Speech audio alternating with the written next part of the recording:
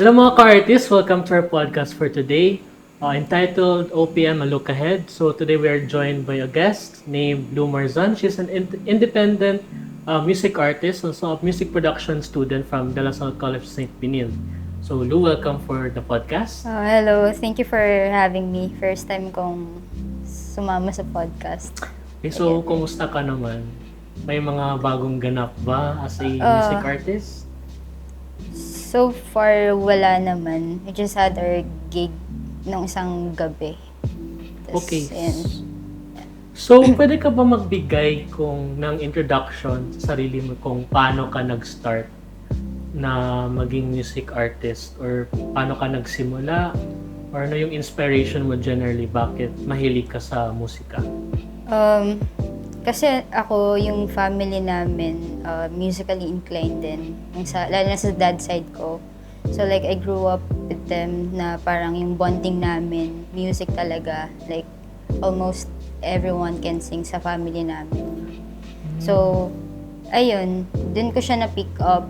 Tapos, siguro nung 7 years old ako, dun ako natutong mag-guitar and nagtuloy-tuloy na rin until high school. Nice. So, parang yung love of music mo naging generational sa family mo kasi parang pinapass on ng sabi mo sa tatay mo and all. Tapos maganda din na kasi usually talaga like sa atin mga Filipino ayun parang sa content namin na parang pinipreach talaga namin na usually kahit hindi nagkakaisa yung mga Pilipino sa maraming bagay, pero usually nagkakaisa talaga sila sa musika. And actually, that's a great, that's a great realization or way to learn from you na parang mahilig pala kayo ng pamilya mo sa music. Yeah. So, patanong ko lang, parang when nagbaband kayo ng tatay mo or like sa family in general, usually ano yung type of music na parang piniplay nyo or parang kinakanta nyo? Depende kasi. Yung sa dad side ko, more on like mga Pilita Corrales, mga kundiman. Kasi may age gap din yung parents ko. Yung mom ko naman, more on like 2000 na pop. Like sila Britney Spears, yung mga ganun, yung mga, so like yung dalawang parang era na yun, parang dun ko na lang doon din ako kumuha ng mga inspiration na ayun, magkaibang genres, tapos magkaibang era, parang lalong malalim yung tawag dito, mas malalim yung love ko for music kasi naiintindihan ko from. So, masasabi mo ba na parang na-perform yung influence ng music mo sa family mo kasi parang na-perform mo doon yung genre ng music mo ba? Tama ba? Yeah, kasi halo-halo sila. So like, ayun din, parang nagre-reflect din sa music na ginagawa ko. Wala pa talaga akong like direct and parang maayos na artistic direction. Kaya from Tabing Ilog, biglang magkakaibang genre. So like, feel ko doon din siya nag-root yung influences ko, halo-halo. So, ayun, na-mention mo yung isang kanta mo na Tabing Ilog. And recently, di ba may bagong release ka na song? yeah. Entitled Blame It on the Beer, tama ba? Yeah. So, sa mga kantang sinusulat mo or ginagawa mo, usually where do you find like the spark or ano yung mga parang saan nanggagaling yung mga kantang yun within yourself? Like, paano mo na-push na isulat sila or ano yung what does the song mean or ano yung parang pinapahiwatig ng kanta? Sa mga songs ko naman, lahat sila personal. So, siguro yung pagsusulat ko na lang din, parang dun ko na lang na-vent out lahat ng unreleased emotions ko, yung mga gusto kong sabihin. Kasi I'm not really good with like speaking, talking to people. Parang yun yung way ko na parang maglabas ng mga gusto kong sabihin. Ayun. Like from Tabing Ilog, ayun, that song is personal din. Minsan pag may nagtatanong sa akin na, about about sa yung Tabing Ilog. Sabi ko, kakanood kayo ng Soko. But like, yung Tabing Ilog kasi, parang pinagsama ko siyang traumas in life. Like, ginawa ko siyang story about this girl, ganyan, ganito yung nangyari. Pero, yung totoo nun, yung root nun, parang, yun nga, personal experience din, personal traumas. So, yung music, yun yung naging medium ko, yung writing, naging medium ko talaga, went out talaga. Okay. That's actually nice kasi music kasi it's also like, it's an art form na like even sa films or like sa poetry, writing, parang art kasi is an expression sa artist, and that's actually great since like we are all like very expressive talaga sa mga art forms natin. Kaya I mean kasi in general people can be like very emotional, and parang sometimes parang naghanap lang tayo ng outlet kung paano natin ma-express yun. Actually art is the most na for me para siyang unbiased kasi in a way galing siya sa artist. Yeah. So it's really what the artist is speaking sa mga art forms niya. And balik tayo dun sa like parang the influence of music from generations to generations. Ano yung usually masasabi mo kung paano progress or paano nag-iiba yung music over the years, lalo na sa OPM music natin ngayon? Like before, nung sa panahon ng mga lolo natin, sumikat yung The Boyfriends, yung BST and Company. And ayun, actually kasi yung mga kantang yun, yung mahilig ng mga lolo natin, yung mga tatay, yung mga uncle. And pagpasok ng 2000s or siguro early, mga late 90s, yung Cushé, yung River Maya, tapos Rock bands. yung mga rock bands, and pumasok sa let's say mga 2010s, doon na yung parang nagpipik yung kung saan nag-stick yung generation natin sa music. Ayun, pumasok na sina Ben and Ben, sina Moira, Four of Spades. Ayun, parang doon na din nagsimula yung tinatawag nila na P-pop or Filipino pop. Kasi I don't know sa'yo ba kung anong nakita mo, since from what I can like perceive lang, kasi marami sa Filipino yung mahilig talaga sa parang foreign contents, lalo sa K-pop, di ba?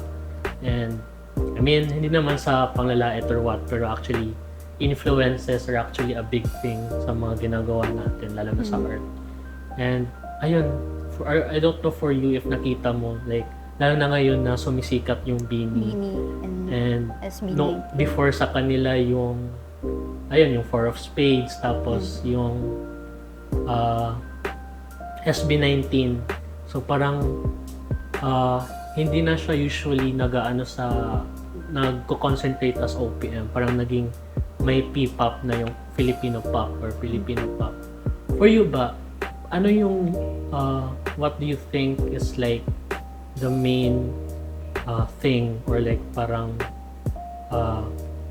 like nagde-depend ba yung Filipino music sa trend, kung ano yung nagugustuhan sa Filipino, or is it really more important kung ano yung message sa mga kanta na hindi tayo usually mag-stick sa mga influences but really what's in the music itself?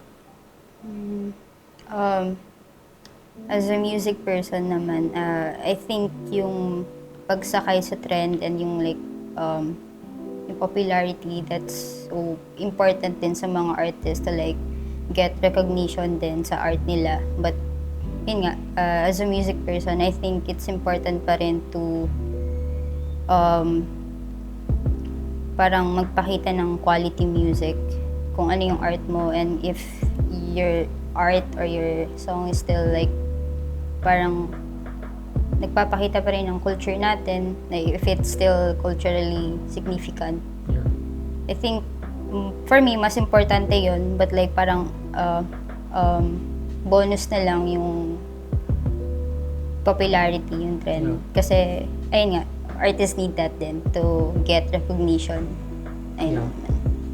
What really drives the trend of music din sa atin is really the popularity naman din. Kung paano sumisikat yung mga artists or yung mga because of how they're impacting the society or yung generally sa mga tao. And for me lang, parang on a personal note, kahit recent lang or even sa past, sino yung mga current na mga OPM artist na sinusundan mo ba or parang nagugustuhan mo? Before, I used to listen to Bita and the Butterflies. Kaya yung Tabing Ilog, medyo parang rock blues type din yung naging sound niya. Kasi yung time na yun, I listen to Bita and the Butterflies. Kasi, I love them kasi parang hindi sila takot na magpakita ng parang maging minsan political sila, ganun. Parang hindi sila takot na baka, may masabi yung mga tao sa art nila, ganun. Hindi sila like playing safe sa music. Yeah. That's why parang laki ng guts nila to like release music like that. Yeah. Actually, kasi yung na-mention mo na hindi sila nagpe-play safe or parang there's like something na political sa mga gawa nila. Actually, naalala ko yung I just forgot the entire line. Pero usually kasi parang I don't know, linya yun ni Lino Brocka na when everything is parang consumed by injustice. Ayun, parang art should be somewhat a way to like disturb the people to open their eyes kung ano yung nangyayari na. Pero I guess that's also the best thing about music kasi ayun, hindi lang siya nag-express sa kung ano yung nangyayari personally sa artist, pero ano yung mga nakikita niya sa paligid niya, sa kanyang bansa or sa kanyang in general sa entire country. So for you ba, do you think na yung music should be like mag-stick lang sa isang way to express itself, like lalo na ba sa personal lang ba or like in general sa society? Kasi for me parang even yung mga ibang bands na they're actually like may ibang bands like Ben and Ben or like SB19 or kasi they made or they publish songs na parang there's like something socially or politically na message sa mga tao. Do you think it's a great medium ba na parang it's a way to like spread awareness sa mga tao? Yeah, I think magandang paraan yun to like, especially dun sa mga may fan base na parang use your platform well din talaga. Yeah. Like as an artist, it's your parang responsibility to spread awareness. And I think hindi lang dapat, yun nga, sabi mo kanina, hindi lang dapat magsistick sa, like personal experiences. Dapat we're socially aware din. Like as an artist, dapat ganun. So, ayun nga, with like Tabing Ilog, it's about SA. Like that. Yung Tabing Ilog, it's all about, yun nga, that na nangyayari siya in everyday living, na may mga gantong like victims, na nangyayari talaga siya, and parang gusto ko rin ipakita yun, yung kantang yun, like to let the audiences na be aware about this kinds of stuff na nangyayari sa sa pang-araw-araw. So I think yun nga, it's our responsibility to share awareness, spread awareness. Yeah, that's actually great kasi being na parang a lot of people ngayon are really consumed by pop culture and even like culturally lang. I mean, locally, like parang sa Philippines lang. And siguro kasi art is a way to like really spread what needs to be known sa ibang tao. And ayun, parang na-mention mo about yung backstory ng Tabing Ilog. Pero what about sa bagong release, yung Blame It on the Beer? Kasi I'm Yeah. curious about what's your influence or parang ano yung motivation or ano mo doon, like backstory about it. Like, kahit brief lang or... Okay, so, like, yung story nun, like, 2 years ago kasi I had a situationship na parang I was fully aware of what parang kung ano yung pinasok ko at the time. Pero parang at the end of the day, parang nasaktan ako kung ano yung pinasok ko. So, parang yung beer nun, yung metaphor na sa sarili ko, na minsan two-faced, either pwede siyang like beneficial dun sa magko-consume or like pwedeng toxic. Depende sa magko-consume. So like, kaya like blame it on the beer, yung title. Like blame it on me, parang ganyan. Kasi wala naman ako pwedeng sisihin, hindi naman yung other party, kundi yung sarili ko kasi I was aware of what I got myself into. So, ayun, yun lang naman. About situationship.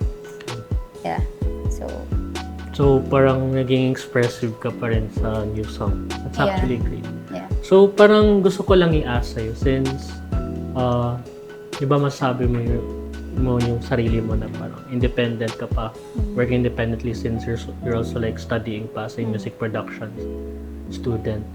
Sa tingin mo, what is there something to like take note of in between sa difference between sa mga mainstream artists and sa producing their artworks or sa mga music nila independently? Do they still share the same like parang range of quality ba, or parang nakakahinder ba yung sa mainstream because of their popularity? But do you think na ano pa rin, does it like share the same goal in making music between the two types of like, hindi naman types, pero the two parang worlds of OPM? I think at the end of the day, same pa rin naman kami ng goal to like create music or yun nga, but like may downside as may perks din pareho. For example, sa pagiging independent, yung downside nun, we have to fund ourselves. Yung sa marketing, hindi namin alam anong marketing yung gagawin namin sa mga songs namin. Wala kaming team, walang management. So like, lahat ng trabaho, lahat ng gastos sa amin magagaling. Pero yung good side naman nun ay we're able to have full creative freedom na yung pacing din namin, sarili namin. Hindi yung parang, sa label or sa mainstream, dapat may sinusundan silang calendar, schedule, dapat by this year, may album na, ganyan. And, ayun, yung sa mainstream naman, of course, they have the marketing, they have parang fan base na agad. So like parang it's easier, for me, it's easier for them to market their songs compared sa amin. So, pero yung downside naman nun, yun nga, yung creative freedom na nadadamay yun sa kanila because of, trends din. Parang they have to make music na dapat pangmasa. Minsan na dadamay yung like, yung art nila, personal, So, yeah. I mean, interesting yung pinoint out mo about like making music na parang pangmasa or ano na makaka-reach ng more audience. For you, does that hinder on making you music ba personally? Siguro like minsan. Pero I think depende naman yan dun sa artist if ano yung gusto nilang fulfillment sa music nila. So, kung yung iba gusto nilang like mas sumikat, mas madaming audiences, or if they have to like make music na yun nga, pang masa, depende yan sa artist talaga kung ano yung gusto nilang maging output sa art nila. Yeah. I guess that ends for our podcast for today, Lou. Thank you so much for joining us. Napaka-insightful yung mga inputs mo. Thank you. And yeah, thank you so much for joining us. We really appreciate it na nandito ka sa amin. Thank you for having me. Before we officially close off, may gusto ka bang sabihin sa public about your new song or new releases ba? stream my latest single, Bite Be, out na siya sa Spotify, YouTube Music, and Apple Music. Yun lang Okay. naman. And sana, wag nyo nang i-gatekeep yung mga indie underground artists nyo kasi kailangan din nila ng support from you guys. Yan. So that's it guys. Thank you so much for joining us. Till your next content. Thank you mga ka-artists. Bye!